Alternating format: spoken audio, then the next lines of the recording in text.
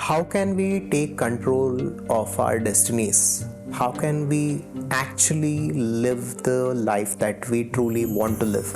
Can we take control of these various situations and circumstances of our lives, whether it comes to health, wealth, relationships, abundance, and so on? And if we can take control of our life and our destiny, how can we do it? And what is the spiritual science behind all this? Let us look at all this today. Before we dive into this topic, first of all, you need to understand the nature of reality. You need to understand what this world actually is. The teachings of Advaita tell us that this world is not how it seems to us. This world, the way we perceive it, is an illusion. It is Maya. And there is an absolute reality, an independent reality, and everything else is depending on that reality to exist. And that absolute reality can be called by many names. It can be called God or consciousness or pure awareness and so on. But the nature of that absolute reality is that it is infinite, it is abundant, it is all powerful, and it is all pervading. Now, what Advaita tells us is that we are that ultimate reality. We are that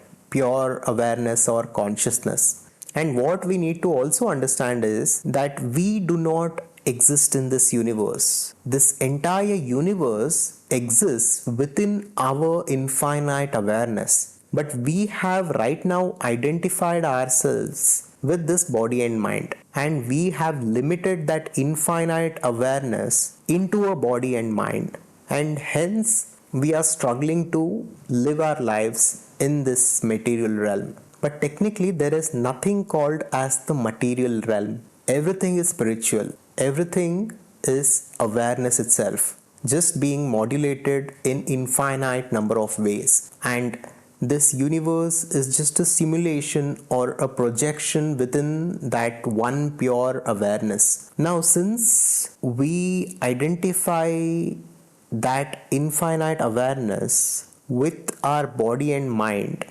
we experience the limitations of this body and mind as though they are true. Our mind, the way it is, has various limitations to it. And the three primary limitations or parameters of our minds are time, space, and causation.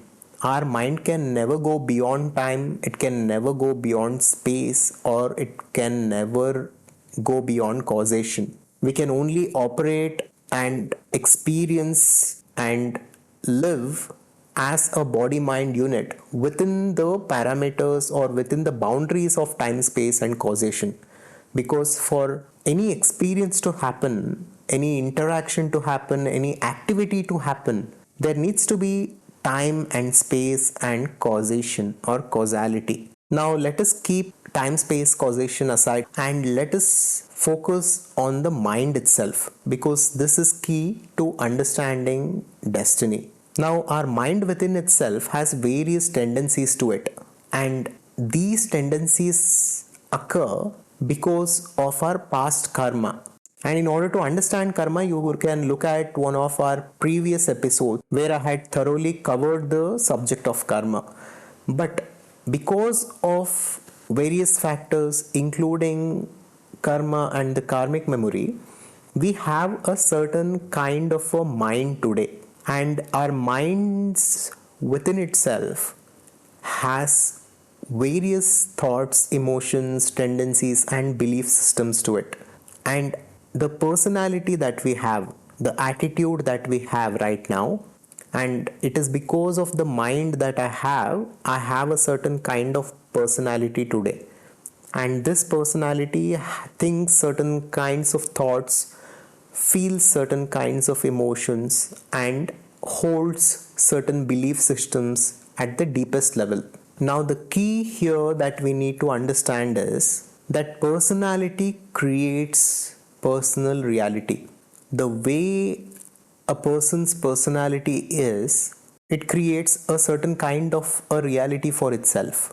And this universe, since it is all a projection in awareness, is just reflecting back our own personalities and our own belief systems and our own limitations. Now, we are not only limiting that infinite awareness or consciousness into a body mind unit, but we are also further limiting it based on the limitations of our minds. So, there are various belief systems that we hold within our minds. Some of them may be true, some of them may not be true. Some people might believe that it is difficult to stay healthy after a certain age. This is a limiting belief. This is not true. But they hold these kinds of beliefs at a deep level.